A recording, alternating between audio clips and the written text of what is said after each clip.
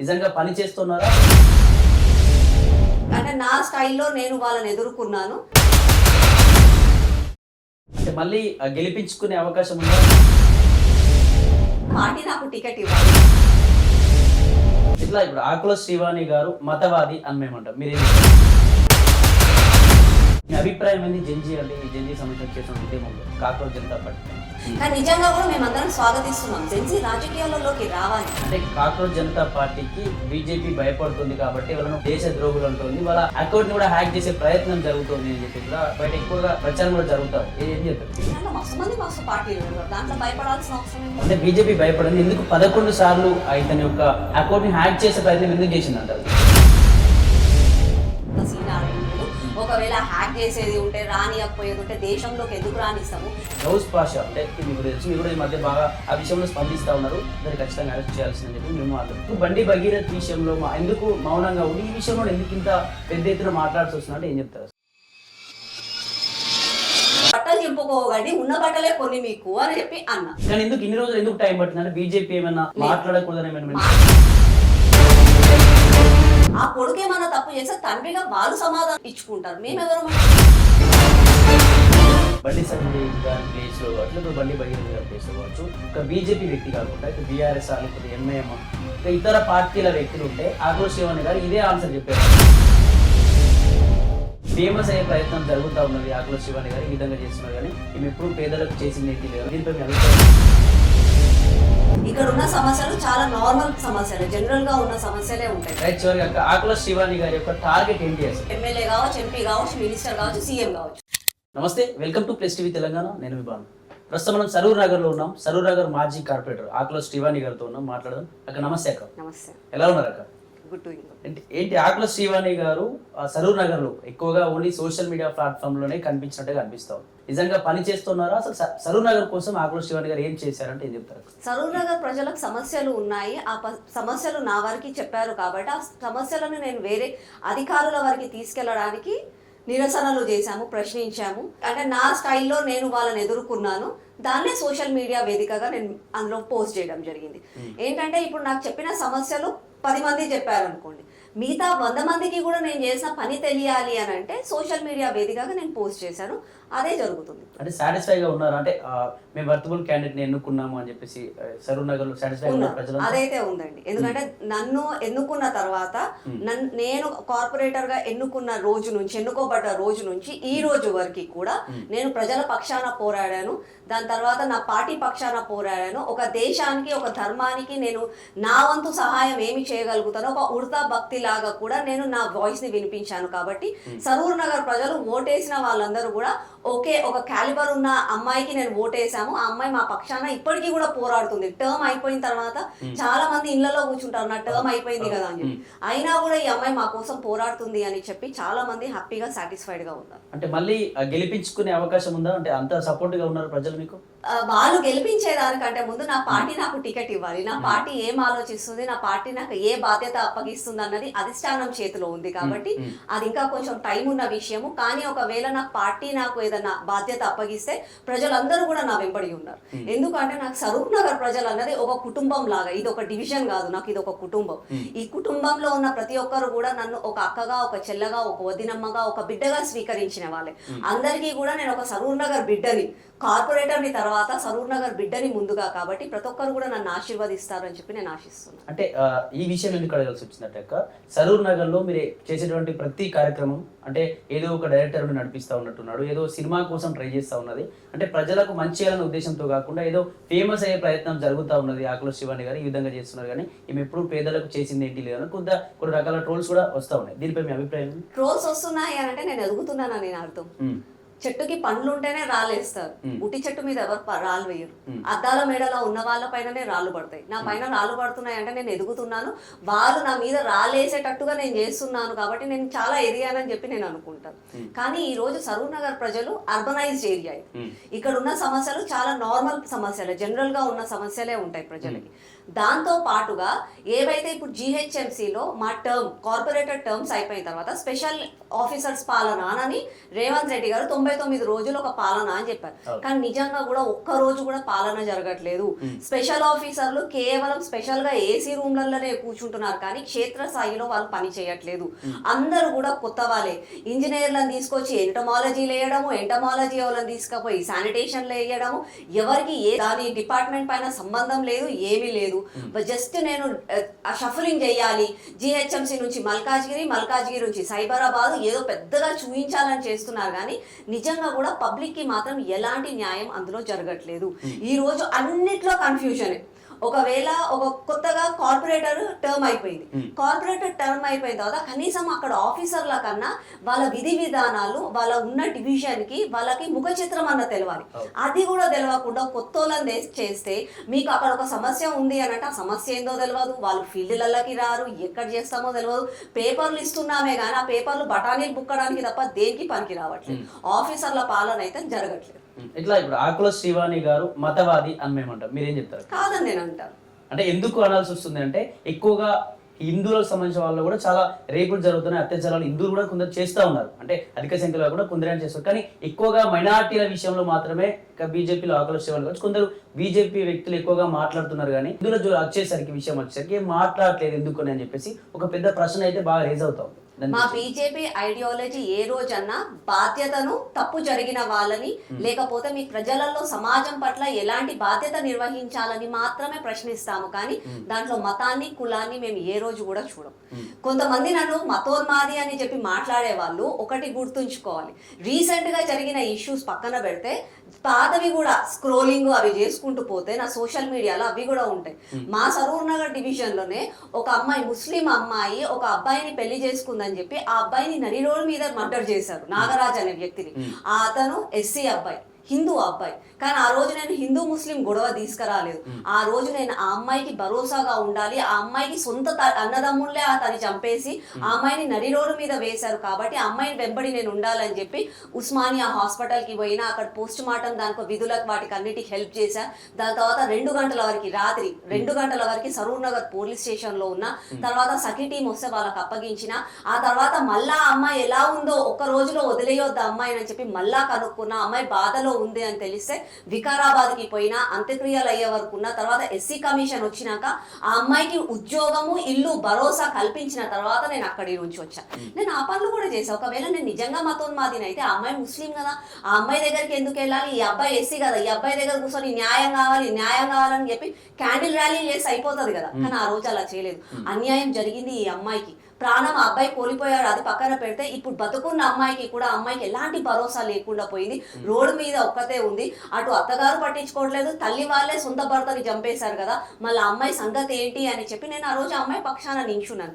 ఇప్పటికీ కూడా నా సరూర్ నగర్ లో అందరూ ముస్లిం అన్నదమ్ములే కానీ అక్క చెల్లెళ్ళే కానీ ఏ సమస్య పైన కూడా నాకు ఫోన్ చేస్తే వాళ్ళకి నేను ఒక కార్పొరేటర్ గా, నేను ఒక సరూర్ నగర్ బిడ్డగా నేను వాళ్ళ ఎంబడి ఉంటాను, వాళ్ళ ఎంబడి పోరాడతాను. ఎస్ మ్యామ్, ఇక్కడ గౌస్ పాషా అంటే మీకు తెలుసు, ఖమ్మం ఒక చిన్న 13 ఏళ్ల పాపని రేప్ అటెంప్ట్ చేసి 4th ఫ్లోర్ నుంచి కిందికి పడేసిన వ్యక్తి మీకు కూడా తెలుసు. మీరు కూడా ఈ మధ్య బాగా ఆ విషయంలో స్పందిస్తూ ఉన్నారు, దాన్ని ఖచ్చితంగా అరెస్ట్ చేయాల్సిందని చెప్పి మీరు మాట్లాడారు. కానీ ఎందుకు బండి భగీరథ్ విషయంలో ఎందుకు మౌనంగా ఉండి ఈ విషయంలో ఎందుకు ఇంత పెద్ద ఎత్తున మాట్లాడాల్సి వస్తుంది అంటే ఏం చెప్తారు అసలు? అతన్ని అరెస్ట్ చేయండి, అతనికి శిక్షించండి అని కూడా నేను అడగలే. ఈ బండి భగీరథ్ విషయంలో కూడా శిక్షించండి అని నేను అడగలే. ఫస్ట్ పోలీస్ వాళ్ళు మీ పనులు మీరు చెయ్యండి, పని చేసిన తర్వాత తప్పు చేసిన వాళ్ళకి ఎవరో శిక్షించమని అడగని అవసరం లేదు. తప్పు చేసిన వారు ఎవరైనా సరే, సీఎం అయినా పిఎం అయినా ఎవరైనా సరే శిక్ష పడాల్సిందే, శిక్ష పడుతుంది కూడా. అది నా దేశం పైన, నా రాజ్యాంగం పైన నాకున్న నమ్మకం అని చెప్పి నేను ఒక స్టేట్మెంట్ ఇచ్చాను. కొంతమంది వ్యక్తులు మీరు ఎందుకు స్పందించట్లేదు అని అన్నారు. స్పందించా. ఏమని అన్నాను? బండి భగీరథ్ అనే అబ్బాయి ఒక స్టేట్మెంట్ ఇచ్చాడు, ఆ అమ్మాయి సోకాల్డ్ అమ్మాయి ఒక స్టేట్మెంట్ ఇచ్చింది. ఆ ఇద్దరు స్టేట్మెంట్స్ ని పోలీస్ వాళ్ళు ఇన్వెస్టిగేషన్ చేస్తారు. తప్పెవరితో నిర్ధారించిన తర్వాత చట్టస్థానం వాళ్ళకి శిక్ష పడేటట్టుగా చేస్తుంది. అప్పటి వరకు బట్టలు చింపుకోగండి, ఉన్న బట్టలే కొన్ని మీకు అని చెప్పి అన్న తర్వాత నేను ఇచ్చింది ఒక స్టేట్మెంట్. ఆ స్టేట్మెంట్ ని స్వీకరించి ఊరుకుంటూ అయిపోయేది. దానికి మళ్ళా ఫోన్ చేసి నువ్వు అట్లెట్లా మాట్లాడతావు, నువ్వు ఇట్లనే మళ్ళీ అట్లెట్లా మాట్లాడతావు, ఇట్లనే మాట్లాడాలి కదా అంటే నన్నెందుకు అడుగుతున్నారు? మీరే నా ఫోటో పెట్టి మీరే స్టేట్మెంట్ రిలీజ్ చేసుకోండి, నన్నెందుకు అడుగుతున్నారు అని చెప్పి ప్రశ్నించిన. ఆ తర్వాత ఖమ్మం ఇన్సిడెంట్ అయింది. ఖమ్మం ఇన్సిడెంట్ అయినప్పుడు అట్లాంటి వాళ్ళనే కొంతమంది ఏం ప్రశ్నించిన అంటే కొన్ని విషయాలపైననే ఇంట్రెస్ట్ చూపిస్తున్నారు, దయచేసి అట్లా ఇంట్రెస్ట్ చూపించకండి. కొన్ని విషయాలపైననేమో ఎక్కువ ఎనర్జీ చెప్పేసి వాళ్ళపైన ప్రెస్ మీట్లు పెడుతున్నారు, రౌండ్ టేబుల్ కాన్ఫరెన్స్లు పెడుతున్నారు, రోడ్ల పైన పాంప్లెట్లు పంచుతున్నారు, ఫ్లెక్సీలు పెడుతున్నారు కదా. మళ్ళీ మిగతా వాటిపైన ఎందుకు అలా చేయట్లేదు? ఒక్క వ్యక్తి తప్పు చేశాడు, ఆయనకు శిక్ష పడిందని చెప్పి చేతులు దులుపుకోకండి. సమాజం పాడాలి అని అంటే ప్రతి ఒక్కరు కూడా కష్టపడాలి. ఈ రోజు రోజుకి 2-3 పోక్సో కేసులు అవుతున్నాయి. అమ్మాయికి ఆ చట్టం తెలవక బాధితులు అవుతున్నారా? అమ్మాయిని మోసం చేస్తున్నారా? అమ్మాయి మోసం కాకుండా రక్షించే బాధ్యత కూడా మనదే. అమ్మాయిలకి అవగాహన కలిగించాలి, ఇక్కడ ఉన్న అబ్బాయిలకు కూడా మనం అవగాహన కలిగించాలంటే కేవలం ఉట్టి రౌండ్ టేబుల్ కాన్ఫరెన్స్ పెట్టి ఒకరికి శిక్ష పడితే కాదు. పొండి పబ్బులలో తిరగండి, కొంతమంది దొంగ ఆధార్ కార్డులు పెట్టుకొని అమ్మాయిలు వస్తుంటే అమ్మాయిలకు అవగాహన కలిగించండి, అబ్బాయిలకు చెప్పండి ఇది మీ వయసు కాదు, తప్పు, మీ అమ్మ నాన్న చెప్తే వినండి అని చెప్పండి. పార్కుల చుట్టూ తిరగండి, ఓయో హోటళ్ల చుట్టూ తిరగండి, ఎక్కడ తప్పు జరుగుతుందో అక్కడ నిర్ధారించండి. ప్రజలు మళ్ళా అలాంటి తప్పు జరగకుండా నిర్మూలించండి, అది కూడా మన బాధ్యతనే అని చెప్పి బాధ్యతను గుర్తు చేశారు.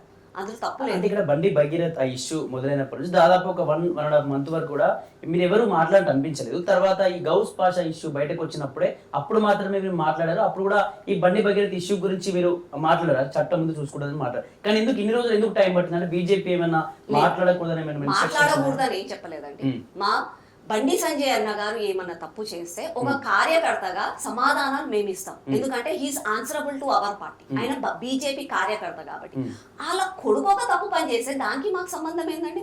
ఆ కొడుకుకి మాకు అసలు సంబంధమే లేదు, పార్టీకి సంబంధం లేదు. ఆ కొడుకు ఏమన్నా తప్పు చేస్తే తండ్రిగా వాళ్ళు సమాధానం ఇచ్చుకుంటారు, మేమెవరమండి సమాధానం ఇవ్వడానికి? గెలుపు కోసం ఇతను ప్రచారం చేశాడు, కండువాలు వేసుకున్న ఫోటోలు ఉన్నాయి, వీడియోలు ఉన్నాయి, కానీ అతనికి బీజేపీ సభ్యత్వం లేదు, బీజేపీ కార్యకర్త కాదు, బీజేపీ ఐడియాలజీ కాదు, బీజేపీ ఏ పోస్ట్ కూడా అతనికి లేదు. ఒక తండ్రికి తనయుడుగా తనేమన్నా సేవ చేసుకున్నాడేమో, తను ఉండి ప్రచారం చేసుకున్నాడేమో, అది వాళ్ళ కుటుంబ విషయము, వాళ్ళ వ్యక్తిత్వం. అది మాకు దానికి పార్టీకి సంబంధం లేదు. రామచంద్రరావు గారు మా రాష్ట్ర అధ్యక్షులు కూడా అదే మాట చెప్పారు, మేము అదే మాటలో ఉన్నాం, ఇప్పటికీ కూడా అదే చెప్తున్నాము. ఇప్పటికీ కూడా అది ఎవరైనా సరే, కేటీఆర్ అయినా సరే, రేవంత్ రెడ్డి అయినా సరే, కేసీఆర్ అయినా సరే, కల్వకుంట్ల కవిత అయినా సరే, ఎవరైనా సరే తప్పు చేసిన వాళ్ళకు చట్టం శిక్షిస్తుంది. ఇవాళ కాకుండా రేపన్నా కొంచెం సమయం పట్టొచ్చేమో వాళ్ళు ఇన్వెస్టిగేషన్ అవన్నీ చేయడానికి, కానీ ఒకవేళ తప్పు చేస్తే మాత్రం శిక్ష అయితే డెఫినెట్ గా పడుతుంది. ఎవరి చేతులు అంత పెద్దగా లేవు చట్టం నుంచి బయటికి రావడానికి. శిక్ష అయితే డెఫినెట్ గా పడుతుంది తప్పు చేసిన వాళ్ళకి. తప్పు చేయకపోతే బయటికి వచ్చేసి బండి సంజయ్ గారి ప్లేస్ లో కావచ్చు, లేకపోతే బండి భగీరథ్ గారి ప్లేస్ లో కావచ్చు, ఒక బీజేపీ వ్యక్తి కాకుండా ఇటు బీఆర్ఎస్ లేకపోతే ఎంఐఎం ఇంకా ఇతర పార్టీల వ్యక్తులు ఉంటే ఆకుల శ్రీవాణి గారు ఇదే ఆన్సర్ చెప్పేవారు. ఇదే ఆన్సర్ నేను చెప్తుండేనండి. అంటే చట్టం మీద నమ్మకం ఉంది, చట్టమే చూసుకుంటారు. డెఫినెట్లీ కావాలంటే మీరు నా హిస్టరీ చూసుకోండి. టిఆర్ఎస్ అప్పట్లో ఉన్న బీఆర్ఎస్ వాళ్ళ బీఆర్ఎస్ పార్టీ ఆఫీస్ ముందు ఒక మహిళ వచ్చి సూసైడ్ చేసుకుంటా, నాకు ఇక్కడ ఉన్న ఎమ్మెల్యేలు నన్ను వేధిస్తున్నారని మాట్లాడితే నేను మాట్లాడలేదు. ఒక బీఆర్ఎస్ సర్పంచ్ కూర్చొని ఇక్కడ ఉన్న స్థానిక ఎమ్మెల్యే నన్ను వేధిస్తున్నారు అని చెప్పి ఆమె ప్రెస్ మీట్లు పెట్టి బాధపడ్డప్పుడు కూడా నేను మాట్లాడలేదు. కేటీఆర్ పైన కూడా చాలా విషయాలలో అది ఇది అని చెప్పి మాటలు వచ్చినా నేను ఆ రోజు మాట్లాడలేదు, ఎందుకంటే అది వ్యక్తిగతం. నాకు సమాజం ముఖ్యం, ప్రజలు ముఖ్యం, ప్రజా సంక్షేమం ముఖ్యం. ప్రజలకు ఒక సంస్థ పరంగా ఏదైనా అన్యాయం జరుగుతుందంటే డెఫినెట్ గా ప్రశ్నిస్తా, కానీ ఒక వ్యక్తి మీద ఉంటే నాకు అవసరం లేదు, అది నాకు రాజకీయం అనిపించదు. ఒక వ్యక్తి మీద నీకు కోపంగా ఉంటే ప్రజాక్షేత్రంలో గొడవబడు, ఏమనదే, అది కూడా చేత కాకపోతే కట్టలు పట్టుకొని కొట్లాడుకో, అంతేగాని అది రాజకీయం అనిపించుకోదు. రాజకీయం అని అంటే ప్రజాక్షేత్రంలో చూసుకోవాలి, కానీ కుటుంబాలని మధ్యలోకి తీసుకురావడం, కుటుంబాలను పక్కన పెట్టి వాళ్ళ పైన అక్కసు తీసుకోవడం, అదంతా నాకు రాజకీయం అనిపించదు. కాబట్టి నేను అలాంటివి చేయను. నాకు కొన్ని ఎథిక్స్ ఉంటాయి, మీరు చూసుకోండి. చూసుకుంటే కొంతమంది నాయకులు వాళ్ళ సొంత కార్యకర్తలు పెద్దవాళ్ళు ఎవరైనా మరణించినప్పుడు పోయినప్పుడు ఫొటోస్ పెట్టుకుంటారు. నాకు అది నచ్చదు. నాకు నా ధర్మం పైన నాకు కొంచెం సెంటిమెంట్, ఒక గౌరవం ఉంటుంది. నాకు అక్కడికి వెళ్తాను, వాళ్ళని మాట్లాడతాను, వాళ్ళ దగ్గర ఉంటాను, కానీ ఆ ఫోటోలు నేను పెట్టుకోను. నాకు ఆ విషయంలో ఉండదు. నేను దిష్టి బొమ్మలు కాలబెట్టాను. దిష్టి బొమ్మలు ఉగ్రవాదులవి వాళ్ళవి అయితే వాళ్ళు ఎవరన్నా ఉంటే వాళ్ళ పక్కన నిల్చుంటాను, కానీ నా దేశంలో ఇప్పుడు పార్టీలు వేరు. ఇప్పుడు నేను బీజేపీ పార్టీ, కాంగ్రెస్ పార్టీ నుంచి రేవంత్ రెడ్డి ముఖ్యమంత్రి గారి దిష్టి బొమ్మ పైన ఫోటో పెడతారు, కొడతారు, దహనం చేస్తారు. నాకు అది నచ్చదు, ఎందుకంటే దహనం అన్నది పెద్ద విషయం. నా దాంట్లో కొన్ని ఎథిక్స్ ఉంటాయి, ఆ ఎథిక్స్ ని నేను ఫాలో అవుతాను. ఎప్పుడు అనెథికల్ గా నేను బిహేవ్ చేయను. ఏదున్నా సరే నాకు ఈ లిమిట్స్ ఉంటాయి, ఆ లిమిట్స్ ని మాత్రం నేను క్రాస్ చేయను.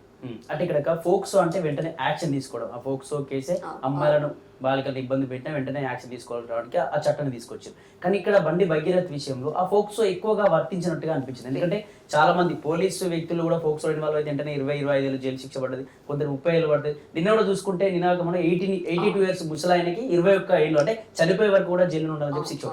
ఎందుకు ఈ విషయంలో అంటే బండి భగీరథ్ విషయంలో ఎక్కువగా ఇంప్లిమెంట్ కానట్టుగా అనిపిస్తుంది? అంటే కాపాడే ప్రయత్నం ఏమైనా జరుగుతుందా? కాపాడే ప్రయత్నం కాదు, ఆ ఇన్వెస్టిగేషన్ లో ఏమైంది అన్నది బండి సంజయ్ గారు కూడా దాని క్లారిటీ తోటి మాట్లాడడం జరిగింది. ఏమన్నారు అంటే ఆ ఇష్యూ అయినప్పుడు ఇద్దరు వైపుల నుంచి 2 కేసులు పెట్టుకున్నారు. ఆ అమ్మాయి మేజరు అని చెప్పి చాలా మటుకు అనుమానాలు వ్యక్తం చేశారు. ఆ అమ్మాయి మేజరే అని చెప్పారు. ఎందుకంటే ఆ అమ్మాయి దగ్గర ఉన్న ఆధార్ కార్డు 21 ఏళ్ళు, ఆ అమ్మాయి పబ్బులకి వాటికి పోతుంది కాబట్టి ఒకవేళ అమ్మాయి మైనర్ అయితే పబ్బు వాళ్ళు కూడా రానివ్వరు కదా. కానీ ఆ అమ్మాయి అట్లా కూడా తిరిగింది కాబట్టి ఆ అమ్మాయి మేజరే అన్న చాలా కాన్ఫిడెన్స్ ఉండే కాబట్టి ఆ ఇన్వెస్టిగేషన్ లో లేట్ అయింది.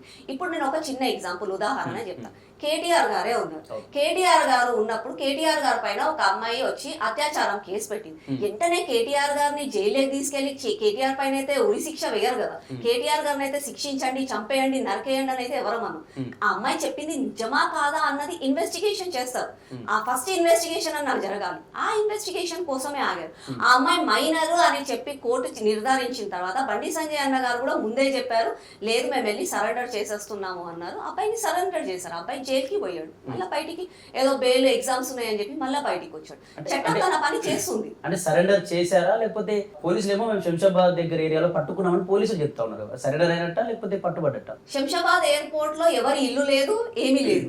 అతను అబ్బాయి అక్కడికి వచ్చాడు అంటే సరెండర్ అవ్వడానికే వచ్చారు. దానికి తోడు బండి సంజయ్ అన్న గారు కూడా ఓపెన్ గా చెప్పారు, ఆ అబ్బాయి సరెండర్ అయ్యేటప్పుడు అతని పక్కన ఇద్దరు లాయర్లు కూడా ఉన్నారు. సరెండర్ అవ్వాలనే లాయర్లతో వస్తారు. అతను ఎక్కడో పారిపోవాలని ఉంటే లాయర్లను పెట్టుకొని ఎందుకు ఉంటాడు? ఓకే, సరెండర్ అవడానికి వచ్చాడు. మరి ఈ 9 రోజులు ఎక్కడ ఉన్నట్టు? అంటే బండి సంజయ్ గారు దాపెట్టారని అనుకోవచ్చా ఈ విషయంలో? అంటే సరెండర్ చేశారు కాబట్టి దాపెట్టడం అవన్నీ ఏం లేదండి. చాలా ఓపెన్ గా బండి సంజయ్ అన్న గారు ఒక కేంద్ర మంత్రిగా ఉండి కూడా నా కొడుకు ఒకవేళ తప్పు చేస్తే నేనే వాళ్ళకి శిక్ష పడేటా చేస్తాను అని చెప్పారు. అది చెప్పిన తర్వాత కూడా కేవలం ఇదంతా చూస్తే ఎలా అనిపించింది తెలుసా? చూడండి, చాలా రాష్ట్రాల్లో చాలా అన్యాయాలు అవుతున్నాయి. అన్ని అమ్మాయిల పైన అత్యాచారాలు అవుతున్నాయి, మర్డర్లు అవుతున్నాయి, పాక్సో కేసులు అవుతున్నాయి, దొంగతనాలు అవుతున్నాయి, దోపిడీలు అవుతున్నాయి, చాలా అవుతున్నాయి. కానీ అయినా కూడా కేవలం ఈ ఒక్క ఇష్యూ మీదనే ఎందుకు ఇట్లా పెద్దగా చేశారు అని అంటే, సంజయ్ అన్న ఒక చిన్న కార్యకర్త, ఒక కార్పొరేటర్ స్థాయి నుంచి ఒక బీసీ బిడ్డ ఈ రోజు యూనియన్ మినిస్టర్ గా ఎదిగి కేసీఆర్ అట్లాంటి అంత పెద్ద అంటే తెలంగాణ రాష్ట్రాన్ని ఏర్పడేటట్టుగా ఉద్యమాన్ని సృష్టించిన కేసీఆర్ ని ఇవాళ ఫామ్ హౌస్ కి కూర్చోబెట్టేటట్టుగా చేశాడంటే అది బండి సంజయ్ అన్న గారే చేశారు. దానికోసం ఆయన పైన అక్కసుతోటి ఆయనని రాజకీయంగా ఎదుర్కోలేక అంతకు ముందే వాళ్ళ ఏరియాలో ఒక గొడవైంది, పాడి కౌశిక్ రెడ్డి వాళ్ళ ఆఫీస్ ధ్వంసమైంది. ఇదంతా ఇంటర్నల్ పాలిటిక్స్, ఒక రివెంజ్ చేసి ఆ కొడుకు ఆ టైంలో ఏదో తప్పు చేశాడని చెప్పి తెలవంగానే ఆ కుటుంబం పైన అక్కసుతోటి చేసిన విషయమే కానీ అది మాత్రం రాజకీయం కాదండి. నిజంగా కూడా మీకు ఆ అమ్మాయి పైన ప్రేమ ఉంది, ఆ అమ్మాయికి న్యాయం జరగాలి అని అంటే ఆ అబ్బాయికి శిక్ష పడేటట్టుగా చేయండి. కానీ బండి సంజయ్ నందులో లాగడం ఏముందండి? రాజకీయాలు ఎందుకు తీసుకురావాలి? ఈ రోజు ఆ అమ్మాయి పేరు చెప్పారు, ఆ అబ్బాయిని తీసుకొచ్చారు. ఆ అమ్మాయికి కూడా క్యారెక్టర్ అసాసిన్ అయ్యింది కదా. ఆ అమ్మాయి అట్లాంటిదంట, ఇట్లాంటిదంట, వాళ్ళ కుటుంబ సభ్యులు అట్లాంటి వాళ్ళంట, ఫోటోలు పెట్టిరు. ఆ అమ్మాయితో పాటు ఇంకా 4-5 పాపం ఫోటోలు కూడా వచ్చాయి. వాళ్ళు ఎవరో కూడా తెలియదు. అవసరం ఏముంది? కుటుంబాలను బయటికి తీసుకురావాల్సిన అవసరం ఏముంది? మన ఇదే విషయము అన్ని కేసులలో చేస్తున్నారా? ఇప్పుడు మీరు అన్న ఖమ్మం కేసులో కూడా ఇట్లనే చేసిరా. ఖమ్మం కేసులో కూడా ఆ గౌస్ అనే కుటుంబ సభ్యులని, వాళ్ళ బిడ్డలని, వాళ్ళ భార్యలని, వాళ్ళ చుట్టాలని అందరు ఫోటోలు పెట్టిరా? పెట్టలేదు కదా. ఈ విషయంలో ఎప్పుడు అంటే పరారిలో లేరు కదా ఎవరు, పరారిలో లేకున్నా కూడా అతను ఎంత మూర్ఖుడు, ఎంత పెద్ద మూర్ఖుడు. ఆల్రెడీ రౌడీ షీటర్ ఉందంట, ఆల్రెడీ 12 అమ్మాయి ముందే చేసిండంట. ఆ అమ్మాయిని ఆ టైంలో వాళ్ళు కాంప్రమైజ్ అయ్యిండ్రంట. తర్వాత ఇంకా పెద్ద మూర్ఖత్వము, వాడు చేసిందే తప్పు, ఆ తప్పుని దాచిపెట్టడానికి అమ్మాయి ప్రాణాలు తీయడానికి కూడా. ఈ రోజు మనం ఇవన్నీ పక్కన పెట్టేద్దాం. గౌస్ ని ఉరి శిక్ష చేయండి, ముక్కలు చేయండి, అది పక్కన పెట్టేస్తే ఈ పిల్లకి ఎలాంటి న్యాయం కల్పిస్తారు? ఈ పిల్లకి జరిగిన మచ్చ ఏ రోజన్నా తుడుచుకుంటుందా? Mentally, physically. సరే, ఫిజికల్లీ మందులు వాడి అమెరికాకి తీసుకుపోయి అది తీసుకుపోయి అమ్మాయి ట్రీట్మెంట్ ఇస్తామేమో, కానీ మానసికంగా అమ్మాయి ఏ రోజన్నా బాగుపడగలుగుతుందా? బాగుపడలేదు కదా. జీవితకాలం ఆ అమ్మాయి బాధపడాల్సిందే కదా. సో నేనేమంటానంటే రాజకీయాలు పక్కన పెట్టండి, తప్పు చేసిన వాడికి శిక్ష పడుతుందో అవన్నీ పక్కన పెడితే ఇక్కడ ఉన్న వీళ్ళని కూడా కాపాడుకోవాలి. మళ్ళా ఇట్లాంటి అమ్మాయిలు రాకుండా చూసుకునే బాధ్యత మనది. వీళ్ళది అయిపోయింది సరే, మన తప్పు అందరి తప్పు ఉంది సమాజంలో అని పక్కన పెట్టేస్తే మళ్ళీ జరగకుండా ఉండడానికి కాపాడుకునే బాధ్యత కూడా మనది ఉంది కదా, ఆ బాధ్యతని కూడా అందరం నిర్వహించాలి. అంటే ఇక్కడ బండి సంజయ్ గారి కొడుకు నిజంగా తప్పు చేయనట్టయితే ఎందుకు బండి సంజయ్ ఇన్ఫ్లుయెన్సర్లను పెట్టి కావచ్చు, కొన్ని మీడియా ఛానల్లో సపోర్టివ్ గా మాట్లాడే చాలా ఉన్నాయి, వాళ్ళపైన ఫోక్స్ సంబంధించి కూడా కేసులు కూడా అయినాయి కొన్ని ఇన్ఫ్లుయెన్సర్స్ పైన. అంటే వాళ్ళు ఒకవేళ మాట్లాడారు అంటే అది వాళ్ళ వ్యక్తిగతమేమో, కానీ సంజయ్ అన్న గారు చెప్పి మాట్లాడిచ్చారు అన్నదైతే నిజం కాదు. ఒక 10-15 మంది ఇన్ఫ్లుయెన్సర్ల వీడియోలు చూస్తా ఉంటే సేమ్ స్క్రిప్ట్, ఎక్కడ కూడా తేడా లేకుండా, ఒక వర్డ్ ఒక సెంటెన్స్ తేడా లేకుండా సేమ్ స్క్రిప్ట్ లో చదివినట్టుగా అనిపించింది. వాళ్ళపైన కూడా కేసులు అయ్యాయని చెప్తున్నా. అంటే నిజంగా కొడుకును అప్పచెప్పే వ్యక్తి అయితే ఎందుకు ఈ విధంగా ఇంతమందికి డబ్బులు ఇచ్చా, లేకపోతే ఎందుకు చేశారని అయితే నేను అనుకోవట్లేదండి. నిజంగా కూడా ఇవాళకి కూడా అండి బండి సంజయ్ అన్న గారు అంటే మాకు చాలా గౌరవం, ఒక ఇన్స్పిరేషన్ తనంటే. ఎంత సామాన్య కార్యకర్త ఈ రోజు ఇంత మంచిగా ఇంత ఎదిగారు, దాంతో పాటు ప్రజలలో ఇంత పేరు తెచ్చుకున్నారు, కార్యకర్తలలో ఇంత ప్రేమ అంతా కూడా తెచ్చుకున్నారు అని అంటే అట్లాంటి కార్యకర్తలు బీజేపీకి అవసరం. అట్లాంటి కష్టం చూసి మేము అలాంటి వాళ్ళం కూడా చాలా నేర్చుకుంటాం. అతన్ని వాళ్ళ కుటుంబంలో ఏదైనా వ్యక్తిగతంగా అయ్యిందంటే దానికి మాకు పార్టీకి సంబంధం లేదు. మాకు సంజయ్ అన్న గారు గురించి తెలిసినంత వరకు తాను తప్పు చేసిన వాళ్ళను వెనకేసుకురారు, అది ఎవరైనా సరే.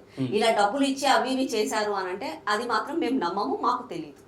అంటే ఈ బండి సంజయ్ విషయానికి వస్తే, బండి సంజయ్ విషయంలో ఈ కేసు అంటే ఫోక్సో కేసు అప్పటి నుంచి దాదాపు 2 రోజులు కూడా కనబడట్లేదు అని చెప్పేసి కొంచెం వార్తల్లో బాగా సర్క్యులేట్ అయింది.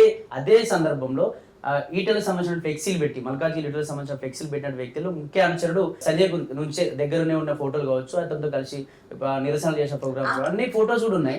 ఆల్రెడీ ప్రూవ్ కూడా అయిపోయింది ఇతనే బండి సంజయ్ చేశాడని చెప్పి. అంటే బండి సంజయ్ వేయడానికి వచ్చి దాని వెనకాల బండి సంజయ్ గారు ఉన్నారని ప్రూఫ్ కాలేదు, కానీ ఆ మనిషిని మాత్రం ఇతనే చేశాడని తెలిసింది. అతని సస్పెండ్ కూడా మా పార్టీ చేసింది. అతను మీరు అన్నట్టుగా ఫోటో దిగారు అని అంటే అతను చాలా మందితో దిగారండి. అతను ఒక కార్యకర్త. ఇప్పుడు మాతోటి అందరం కలిసి ఫోటోలు దిగుతాం, అట్లా అని చెప్పి ఫోటో దిగినంత మాత్రాన అతనికి మాకు సంబంధం ఉంది అనుకోవడం కాదు. అది అతను వ్యక్తిగతంగా ఎందుకు చేశారో అన్నది పార్టీ నిశ్చయిస్తుంది, పార్టీ డిస్కస్ చేసింది, షూకాస్ నోటీస్ ఇచ్చింది, దాంతో పాటు అతన్ని సస్పెండ్ కూడా చేసింది. దేర్ స్టోరీ, దానికి పార్టీకి సంబంధం లేదు. అంటే అతను అనుచరుడు అని చెప్పేసి డైరెక్ట్ గా చెప్తా ఉన్నారు కదా, అంటే ఒక వ్యక్తికి దగ్గర మనం ఇప్పుడు ఆకుల శివాని గారి దగ్గర పనిచేస్తా ఉన్నాను, ఏమన్నా చెప్పింది అనుకో ఫ్లెక్సీలు పెట్టించలేదు చేస్తారు కదా, అటువంటి చాలా మంది అవసరం లేదండి బండి సంజయ్ అన్న గారికి. బండి సంజయ్ అన్న గారికి ఇట్లాంటి తప్పు పనులు చేయాల్సిన అవసరం లేదు, ఈటల రాజేంద్ర అన్న గారికి అవసరం లేదు. ఎందుకంటే మా పార్టీలో మేము వ్యక్తి పూజ చేయము. మా పార్టీలో ఎప్పుడైనా మేము సిద్ధాంతాన్ని నమ్ముతాము, జెండాని నమ్ముకుంటాం. మా పార్టీలో వీలే సీఎం అవుతారు, వీలే ప్రధాన మంత్రులు అవుతారన్న కేటగిరీ లేదు. కాబట్టి మేము వాళ్ళకి వ్యక్తి పూజలు చేయం. ఏ సామాన్య కార్యకర్తలన్నా రేపు ఎమ్మెల్యే కావచ్చు, ఎంపీ కావచ్చు, మినిస్టర్ కావచ్చు, సీఎం కావచ్చు. కాబట్టి మేము పార్టీని నమ్ముకుంటాం, పార్టీ సిద్ధాంతాలను నమ్ముకుంటాం. వ్యక్తి పూజలు మాత్రం మేము చెయ్యం. ఎవరో ఒకరు అది చేశారు అని అంటే అది వాళ్ళ వైఫల్యము, వాళ్ళ తప్పు, వాళ్ళకి తెలియక ఎందుకు చేశారో వాళ్ళంతా వాళ్ళు సరిదిద్దుకోవాలి. కానీ దానికి పార్టీకి సంబంధం లేదు. పార్టీలో ఇప్పటికీ కూడా అందరం కలిసిమెలిసిగా ఉన్నాము.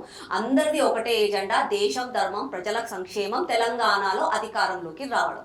అంటే ఇక్కడ బీజేపీ రాష్ట్ర నాయకత్వంలో కావచ్చు, లేకపోతే బీజేపీ స్టేట్ లో ముఖ్య నాయకుల్లో కూడా అసహనంగా ఉందంట. అంటే బండి సంజయ్ ఏ ఒక్కరిని కూడా ముందుకు రానివ్వడు, నెగ్గనివ్వడు, అందరినీ ఒత్తే ప్రయత్నం చేస్తాడు అని చెప్పేసి వీళ్ళు కూడా కొంచెం ఈ ఇష్యూలో ఎక్కువగా, ఈ కేసు విషయంలో ఎక్కువగా లూప్ హోల్స్ అంటే ఆధారాలన్నీ బయట పెట్టే ప్రయత్నం కూడా జరిగింది. వాళ్ళు కూడా సపోర్ట్ గా ఉన్నారు ఈ మీడియా ఛానల్ కావచ్చు, లేకపోతే బండి సంజయ్కి వ్యతిరేకంగా అందరూ కూడా పనిచేసారు బీజేపీ శ్రేణుల్లోనే అని చెప్పేసి కూడా బాగా వైరల్ అయ్యారు. నిజంగా నేను అసహనంగా ఉన్నారా? లేదండి, నేను అలాంటి నమ్మను. ఒక బీజేపీ కార్యకర్తగా మా పార్టీలో అలాంటి వర్గాలు లేవు, అలాంటి పనులు చేస్తారు అంటే నేను నమ్మను. ఏవైనా కొన్ని అంతర్గతంగా విభేదాలు ఉండొచ్చు. ఈ రోజు సొంత కన్న బిడ్డలే అటు ఇటుగా మాట్లాడుతున్నారు, సొంత అన్నదమ్ములు, సొంత అక్క చెల్లెళ్ళే ఒకదానిపైన కాంప్రమైజ్ అవ్వట్లేదు. అట్లాంటి వ్యక్తిగత నిర్ణయాల వల్ల ఏదన్నా విభేదాలు ఉంటాయేమో, కానీ పార్టీ పరంగా మాత్రం ఏమీ లేవు. అది కూడా పార్టీ ఎదగాలని ఆలోచించే మేము ఒకరికి ఏదైనా అన్యాయం జరుగుతుందంటే అందరం కలిసికట్టి ఒకరి మీదనే ఉంటాం, కానీ వాళ్ళకి ఏదో తప్పు చేయాలి అని మాత్రం ఎవరు ఆశించారు. ఓకే, ఇక్కడ జర్నలిస్టుల విషయానికి వస్తే జర్నలిస్టులు ప్రతి అంశం విషయంలో మాట్లాడుతూ వస్తున్నారు. మైనార్టీలు అటువంటి ఇష్యూలో పాల్గొన్న వాళ్ళని అరెస్ట్ చేయాలని చెప్తున్నారు, లేకపోతే అందులో హిందువులు పాల్గొన్న వాళ్ళని అరెస్ట్ చేయాలి. ఎప్పుడు కూడా మతాలకు కానీ కులాలకు కానీ సపోర్ట్గా ఎప్పుడు లేదు. అన్ని మతాలకు అన్ని కులాలకు సమానంగా వాళ్ళ యొక్క సమస్యల్ని తెలుసుకునే విధంగా వాళ్ళందరితో పోరాటం చేస్తూ వస్తారు. కానీ ఈ క్రమంలో బండి సంజయ్ విషయంలోనే బాగానే టార్గెట్ చేస్తూ మాట్లాడారని చెప్పేసి మీరు చాలాసార్లు మాట్లాడారు. ఆ విధంగా మనం నిజంగా అనిపించిందా బండి సంజయ్ కావాలని ఇరికించారు అంటే ఎందుకు అనాల్సి వచ్చింది ఆ విషయం? చూడండి, నేను ఇప్పుడు కూడా అదే అంటున్నాను. బండి సంజయ్ విషయంలో అతను ఒక సామాన్య కార్యకర్త, ఒక చిన్న కార్పొరేటర్ స్థాయి నుంచి ఈ రోజు యూనియన్ మినిస్టర్ అయ్యారు, one of the powerful leader in Telangana. ఎట్లాగో బీఆర్ఎస్ పార్టీ భూస్థాపితం అయిపోయింది, పార్టీకి ఏమో తెలియదు, పార్టీ అధ్యక్షుడేమో కేసీఆర్ ఫామ్ హౌస్ లో ఉంటాడు, చెల్లెనేమో ప్రెస్ మీట్లు పెట్టి ఆ కబ్జా చేసినాం ఈ కబ్జా చేసినాం నా దగ్గర ప్రూఫ్స్ ఉన్నాయని అంటది. ఎప్పుడు జైలుకి పోతారో ఎప్పుడు ఏమైతుందో ఎవరికి కూడా గ్యారంటీ లేదు. ఆలంతలాలి ఎలాగో భూస్థాపితం అయిపోయారు, అస్తిత్వం కోల్పోయారు, రాజకీయంగా బలంగా లేరు. వాళ్ళు ఏం చేయాలి ఇప్పుడు, ఎవరిని పట్టుకోవాలి? స్ట్రాంగ్ గా ఉన్నది బండి సంజయ్ గారు. బండి సంజయ్ గారి విషయంలో ఒక ఇష్యూ దొరికింది. ఆ ఇష్యూ దొరికినందుకు ప్రెస్ మీట్లు పెట్టి అవన్నీ చేస్తే నేను ఇవాళ ఒకటే అడుగుతున్నా, సబితా ఇంద్రారెడ్డి గారు కూడా ప్రెస్ మీట్లు పెట్టి ఆ అమ్మాయికి న్యాయం జరగాలంటే నాకు నిజంగా నవ్వొచ్చిందండి. ఇంటర్ విద్యార్థులు నువ్వు చేసిన ఇంటర్ కరెక్షన్ ఫలితాలు తప్పుగా వస్తే ఒకటేసారి ఏదో రెక్కలు రాలిపోయినట్టుగా 8 మంది పిల్లలు 11 మంది పిల్లలు ప్రాణాలు కోల్పోతే ఆ రోజు నువ్వు మాట్లాడలేదు.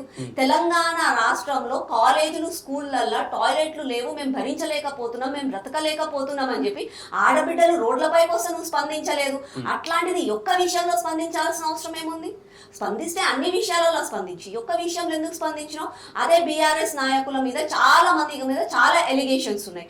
ఆ రోజు కేటీఆర్ స్పందించలేదు, ఆ రోజు పాంప్లెట్లు ప్రింట్ చేయలేదు, ఆ రోజు ఆర్ఎస్ ప్రవీణ్ వచ్చి ప్రెస్ మీట్లు పెట్టలేదు, ఏమీ చేయలేదు. ఈ ఒక్క విషయంలో ఎందుకు చేసినావు? ఓపెన్ గా కనిపిస్తుంది ఇది కేవలం బండి సంజయ్ అన్న గారిని టార్గెట్ చేయడానికే.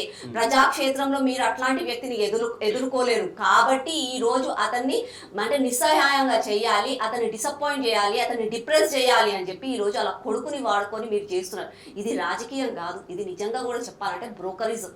ఒక మీకు అంత చేతన కాకపోతే, రాజకీయాలలో ఎట్లా పోటీ చేయాలో అర్థం కాకపోతే ఫ్యామిలీ కోర్టు దగ్గర పోయి ఒక డబ్బా పెట్టుకుంటే అయిపోతుంది. ఆడ పొద్దున లేసి మస్తు సమస్యలు వస్తాయి, అక్క చెల్లెల సమస్యలు, అన్నదమ్ముల సమస్యలు, కుటుంబ కలహాలు, పంచాయతీలు మస్తు వస్తాయిగా పనులు చేసుకోవాలి. రాజకీయం అంటే అది కాదు కదా.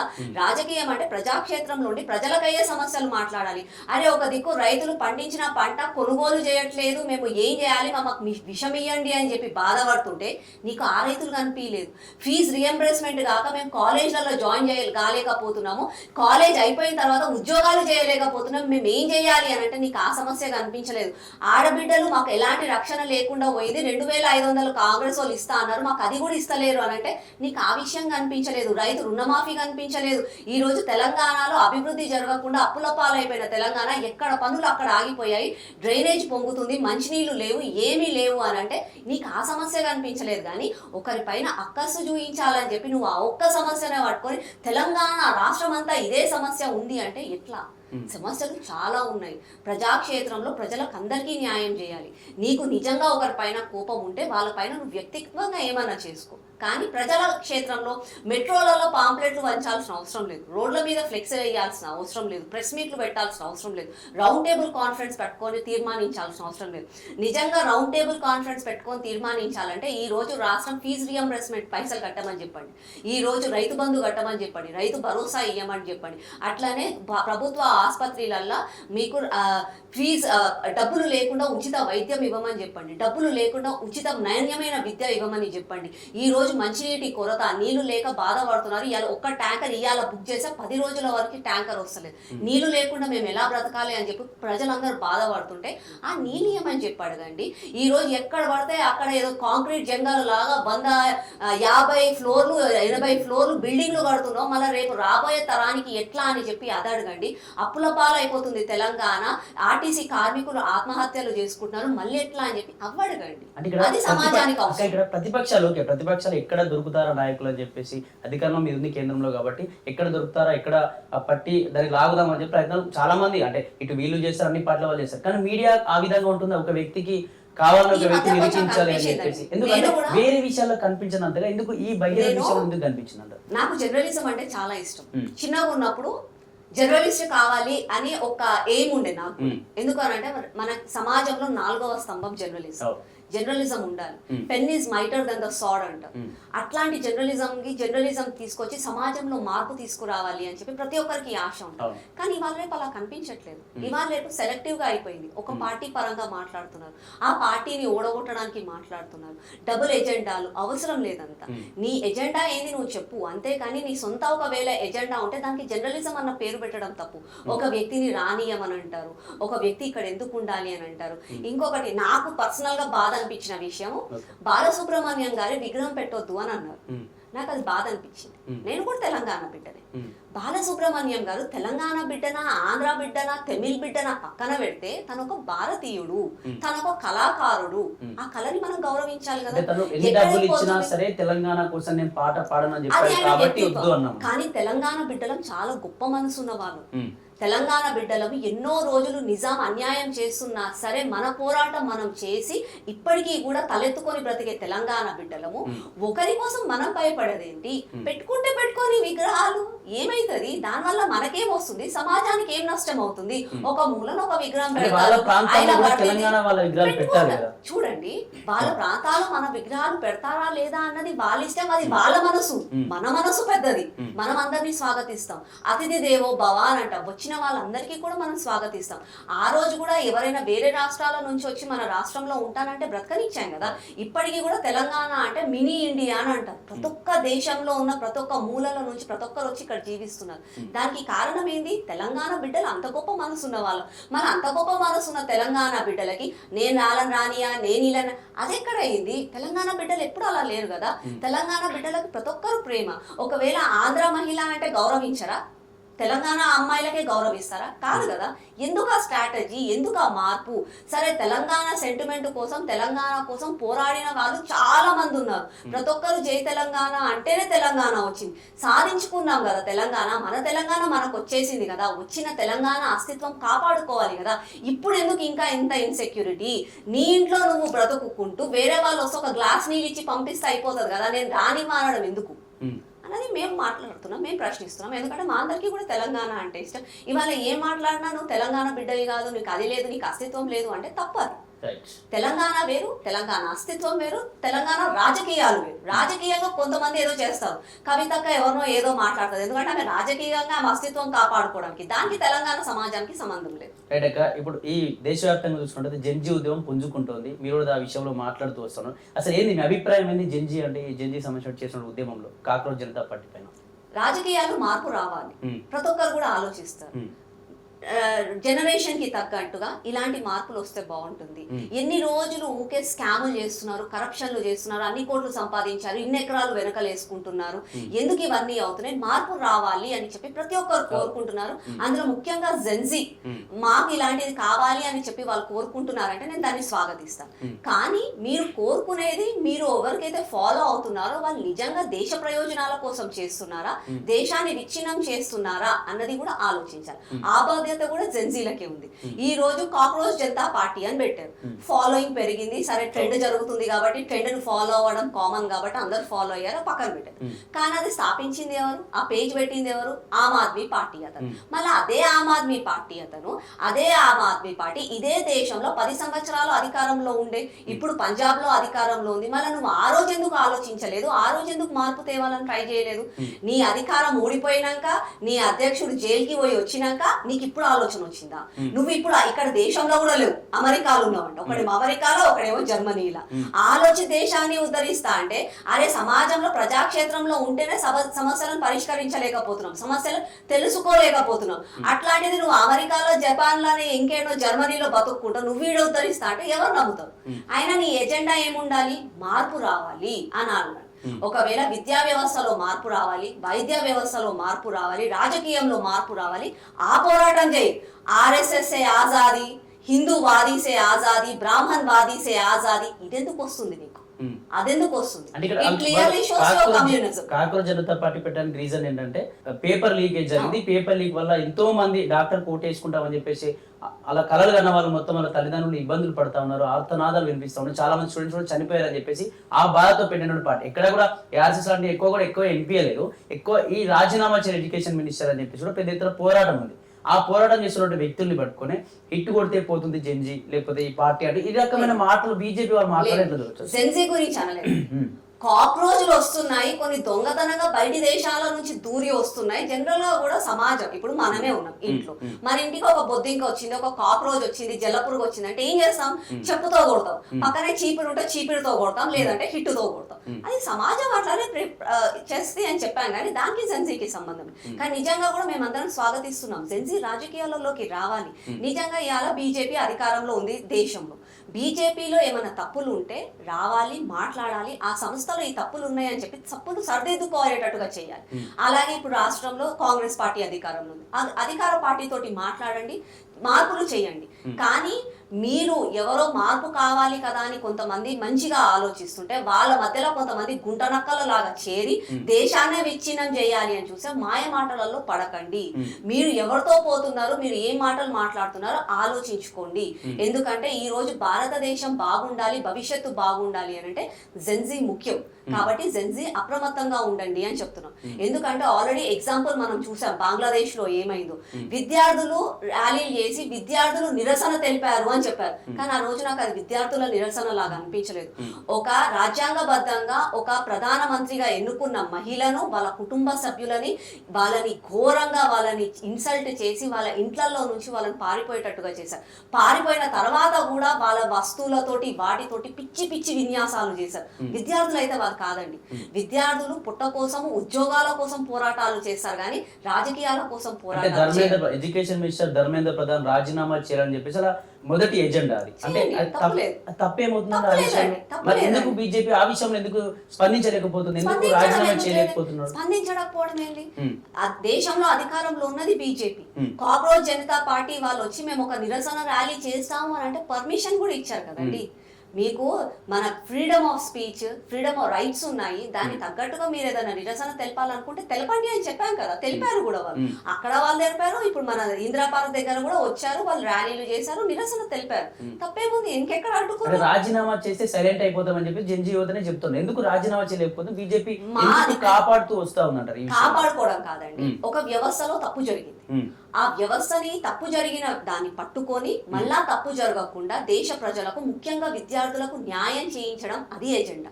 రాజీనామా చేసి చేతులు దులుపుకుంటూ అయిపోతుందా? కాదు కదా. మళ్ళా అలాంటి తప్పులు జరగకుండా తప్పు చేసిన వాళ్ళకు శిక్ష పడాలి. ఆ శిక్ష పడ్డ వాళ్ళని చూసి వేరే వాళ్ళు తప్పు చేయకుండా జాగ్రత్త పడాలి. అది కావాలి సమాజంలో మార్పు. మేము దానికోసమే ప్రయత్నిస్తున్నాం. మేము ఏ రోజు ఈ ఎజెండాల కోసం అట్లా అంటే రాజీనామాలే చేయాలి, అవే చేయాలి అని అంటే లిక్కర్ స్కామ్ లో కవితక్క జైలుకి పోయింది. అట్లా చెప్పి కేసీఆర్ రాజీనామా చేసిండా? మళ్ళీ తర్వాత టీఎస్పీఎస్సీ పేపర్లు లీక్ అయ్యి మన రాష్ట్రంలో, అప్పుడు కేటీఆర్ రాజీనామాలు చేసిండా? ఎవరు రాజీనామాలు చేస్తారు? అది కాదు కదా. రాజీనామా ఎజెండా కాదు, వ్యవస్థలో మార్పు ఎజెండా.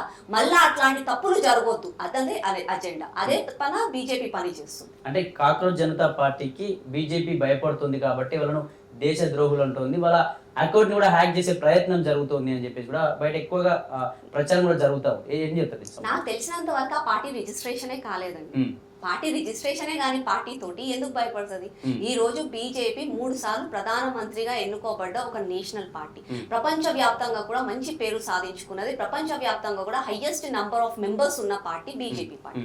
అట్లాంటి పార్టీ కాక్రోచ్ జనతా పార్టీ తోటి సంబంధం ఏముంది? మన దేశంలో మస్తు పార్టీలు ఉన్నాయి, నేషనలైజ్ పార్టీలు ఉన్నాయి, రీజనల్ పార్టీస్ ఉన్నాయి. ఇన్ని పార్టీలు ఉన్నాగా ఇది ఇంకొక పార్టీ, రేపు ఇంకొక పార్టీ వస్తుంది. కవితకు ఒక పార్టీ పెట్టింది, ఈ కాక్రోచ్ ఒక పార్టీ పెట్టింది. అట్లా మస్తు మంది మస్తు పార్టీలు పెడతారు. దాంట్లో భయపడాల్సిన అవసరం ఏమో. అంటే బీజేపీ భయపడింది ఎందుకు? 11 సార్లు ఇతని యొక్క అకౌంట్ ని హ్యాక్ చేసే ప్రయత్నం ఎందుకు చేసింది అంటారు? బీజేపీ ప్రయత్నం చేసింది అని వాళ్ళు అనుకుంటున్నారు, బీజేపీ చేసిందని వాళ్ళు చెప్తున్నారు. దానికి ప్రూఫ్స్ లేవు, ఏమి లేవు. వాళ్ళు అపోహ పడుతున్నారు. వాళ్ళంతా వాళ్ళు గొప్ప వాళ్ళు వచ్చి నా వెంబడబడ్డారంటే వీళ్ళు గొప్పగా అయిపోతారేమో అని చెప్పి అనుకుంటున్నారు కదా. అంత సీన్ ఆడేం లేదు. ఒకవేళ హ్యాక్ చేసేది ఉంటే, రానియకపోయేది ఉంటే దేశంలోకి ఎందుకు రానిస్తాము? సెక్యూరిటీ ఎందుకు పెడతారు? వాళ్ళకి ఎందుకు ధర్నా చేసుకోమని చెప్తారు? అది కాదు కదా. ఇక్కడ జెన్జీ యువతనే ఈ దేశానికి భవిష్యత్. అటువంటి జెన్జీ యువతనే ఎడ్యుకేషన్ మినిస్టర్ రాజీనామా చేయాలని చెప్పేసి పెద్ద ఎత్తున ప్రొటెస్ట్ చేస్తా ఉన్నారు. ఇప్పటికీ కూడా జంతర్ మంతర్లో నిరసన కార్యక్రమం ఇంకా కొనసాగుతూనే ఉంది. రాజీనామా చేయకపోతే బీజేపీకి మైనస్ కాదనుకుంటారా? ఎందుకంటే యువతనే కదా రేపటి భవిష్యత్తు. కాబట్టి యువత తలుచుకుంటే ఏదైనా చేయగలుగుతుంది, ప్రభుత్వాలనే నాయకుల్నే మార్చగలుగుతుంది, పక్కన పెట్టగలదు. ఎందుకు ఈ విధంగా ఆలోచించలేకపోతుంది? బీజేపీ మైనస్ కదా? ఫస్ట్ ఆఫ్ ఆల్ యువత ఒక ఎజెండా కానీ యువత ఆలోచించేది ఏంటంటే వాళ్ళకు ఒక మంచి ఉద్యోగం కావాలి, వాళ్ళ భవిష్యత్తు బాగుండాలని వాళ్ళు ఆలోచిస్తారు. ధర్మేంద్ర ప్రధాన్ గారి రాజీనామా వాళ్ళ ఎజెండా కాదు. ఈ మాట తీసుకొచ్చింది మధ్యలో వచ్చినోళ్ళు, ఆ కొంతమంది అలా కలేబూర లాగా పాకిస్తాన్ వాళ్ళు, బంగ్లాదేశ్ వాళ్ళు, బయట దేశాల వాళ్ళు, వీళ్ళు కమ్యూనిస్ట్ పార్టీ వాళ్ళు, ఈ ఇండియా అలయన్స్ వాళ్ళు అందరూ వచ్చి బీజేపీని ఎదుర్కోలేక ఇట్లాంటి పనులు వాళ్ళు చేస్తున్నారు. కానీ నిజంగా కూడా ఏ రోజు యువత అలా ఆలోచించదు. నాకు నా దేశ యువత పైన నమ్మకం ఉంది. నాకనే కాదు, దేశంలో ఉన్న ప్రతి ఒక్కరికి కూడా ఆ నమ్మకం ఉంది. యువత ప్రతి ఒక్కరు కూడా వివేకులు. వాళ్ళందరికీ కావాల్సింది న్యాయం, చట్టం, మంచి ఉద్యోగం, మంచి భవిష్యత్తు, మంచి సమాజం. అదే కోసం వాళ్ళు పోరాటం చేస్తారు. ఇవన్నీ రాజకీయ నాయకులు కొంతమంది ఉండి వాళ్ళ ఎజెండా అని పిల్లల పేర్లు పెట్టుకొని రాజకీయాలు చేస్తున్నారు, కానీ నిజంగా కూడా పిల్లలు అలా ఆలోచించారు. అంటే బీజేపీ భయపడలేదా? కాక్రోచ్ జనతా పార్టీ లేదండి, కావచ్చు. అసలు పార్టీ ఏడుందని మేము భయపడడానికి. పార్టీయే లేదు, పార్టీ ప్రజాక్షేత్రంలో లేదు, పార్టీ ఒక రిజిస్ట్రేషన్ కాలేదు, ఏమీ కాలేదు. ఆన్లైన్ ఉన్న పార్టీ, ఆన్లైన్ లో మస్తు గ్రూపులు ఉన్నాయి. అట్లున్న గ్రూపులకు ఎవరైనా భయపడతారా? మేము నేషనల్ పార్టీ. మేము రైట్ రైట్. చివరిగా ఆకుల శ్రీవాణి గారి యొక్క టార్గెట్ ఏంటి అసలు? అంటే ఎమ్మెల్యే కావాలని టార్గెటా, లేకపోతే ఎంపీ కావాలని టార్గెటా? అసలు ఆమె యొక్క లక్ష్యం ఏంటి? లక్ష్యం ఏమీ ఉండదండి. చూడు, కష్టే ఫలి, కష్టాన్ని నమ్ముకుంటాం. ఒకవేళ ఫలితం వస్తే దానికి తగ్గట్టుగా బాధ్యత నిర్వహిస్తాం. కానీ నేను ఏది అవ్వాలి అని అనుకుంటున్నా అన్నది నా చేతిలో లేదు, నా పార్టీ అధిష్టానం చేతిలో ఉంది. నా పార్టీ అధిష్టానం నన్ను ఆశీర్వదించిన తర్వాత, నా ప్రజలు కూడా నన్ను ఆశీర్వదిస్తే నేను అనుకున్న లక్ష్యానికి చేరుకుంటాను. చేరుకున్న తర్వాత మాత్రం ఇయాలైతే నేను 100% ఎలా కష్టపడి పనిచేస్తున్నానో ఆ రోజు కూడా అదే 100% కష్టపడి పనిచేస్తాను. ప్రతి ఒక్కరికి న్యాయం జరిగేలాగా. పార్టీ టికెట్ ఇస్తుందా లేదని పక్కన పెట్టి ఒక టార్గెట్ అనేది, ఒక లక్ష్యం అనేది ఉంటుంది కదా, నాకు ఇది కావాలని చెప్పి. అంటే ఆకుల శ్రీవాణి యొక్క టార్గెట్ ఏంటి అని అందుకే అడిగాను. ఎగ్జాక్ట్ గా టార్గెట్ అంటూ ఏమీ లేదు. ఉన్న దాంట్లో ఇదే స్థాయిలో ఉంటాను, నాకు చేతనైనంత వరకు పోరాడతాను అన్నది టార్గెట్ అంటూ ఏమీ లేదు. కానీ ఎదగాలి అని అనుకుంటాను. ఈ రోజు కార్పొరేటర్ నుంచి ఎదగాలని ఉంటుంది. ఈ రోజు మీరు ఒక మేనేజర్ గా ఉన్నారు, CEO అవ్వాలనుకుంటున్నారు, రేపు కంపెనీ కొనుక్కోవాలనుకుంటారు, సొంత కంపెనీలో ఒక 10 పెట్టాలనుకుంటున్నారు. ఎదగాలని ప్రతి ఒక్కరం అనుకుంటాం. అలాగే రాజకీయంగా కొంచెం ఎదగాలని నేను కూడా అనుకుంటాను. ఈ రోజు కార్పొరేటర్ స్థాయిలో ఒక సరూర్ నగర్ ప్రజలకే నేను సేవలు అందించగలుగుతున్నాను. రేపు ఇంకొక స్థాయి పెరిగింది అనుకోండి, నా ప్రజలకి సేవ అందించే బాధ్యత పెరుగుతుంది. ఎక్కువగా పని చేయగలుగుతాను, ఎక్కువ మందికి న్యాయం చేయగలుగుతాను, ఎక్కువ మంది తరఫున నేను పోరాడగలుగుతాను. కాబట్టి అలా అనుకుంటాము. ఇంకా అది దైవ నిర్ణయం, ఎలా అవుతుందో చూడాలి. ఎగ్జాక్ట్లీ ఏమి లేదు, అది చెప్పలేదు. నేను ఇందాక కూడా చెప్పినాను, మా బీజేపీ పార్టీలో ఈ కుర్చీ నాది, ఇది నాకే రిజర్వ్డ్ అని మేము అనుకోలేదు. బాధ్యత నిర్వహిస్తూ పోవాలి. పార్టీ అదృష్టము, పార్టీ ఒకవేళ ఆశీర్వదిస్తే ముందుకెళ్తాం. రైట్, థ్యాంక్ యూ అక్క. ఇది మాజీ కార్పొరేటర్, సరూర్ నగర్ మాజీ కార్పొరేటర్ ఆకుల శ్రీవాణి గారితో స్పెషల్ ఇంటర్వ్యూ. మరిన్ని అప్డేట్స్ కోసం చూస్తూనే ఉండండి plus TV Telangana. Thank you.